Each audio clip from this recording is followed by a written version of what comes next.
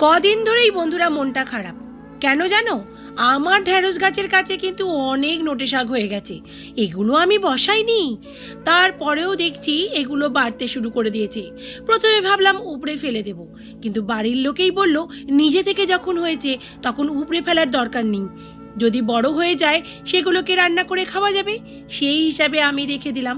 আমার ঢ্যাঁড়সগুলো বাড়তে কিন্তু খুব সময় নিচ্ছে জানো।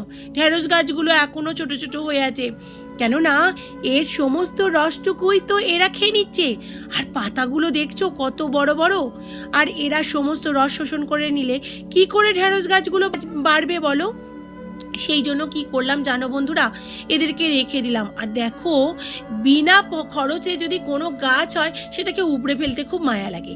আমাদের এখানে আগের বছরে যে ঝিঙে গাছ করেছিলাম, সেই গাছের একটা দেখো না ঝিঙে দানা কোথা থেকে এসে পড়েছে। পাকা ঝিঙে অনেক হয়েছিল, রেখে দিয়েছিলাম, তো মাটির সঙ্গে সেই ঝিঙে দানাটা চলে এসেছিল, একটা গাছ বেরিয়েছে, কিন্তু এটাকে আর আমি উপড়ে ফেলে দিইনি। কিন্তু দেখো না বন্ধুরা, ঢ্যাঁড়স গাছ আর পুঁই শাকের গাছের কাছে না পুরো নোটে শাক ভর্তি হয়ে গেছে।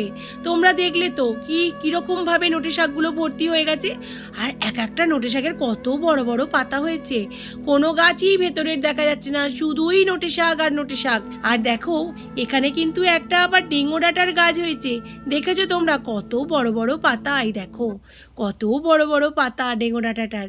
কি করব, উপড়ে ফেলতেও মায়া করছে। যখন খাবো তখন তুলে নিয়ে গিয়ে খেয়ে ফেলবো। তারপরে বাড়ির লোকে ভীষণভাবে বারণ করছে, তোমাদের না দেখিয়ে থাকতে পারলাম না।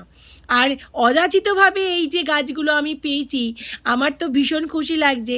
যা হোক, 2-3 দিন তো খাওয়া যাবে। বিনা পরিশ্রমে এত সুন্দর শাক পেয়ে গেলাম।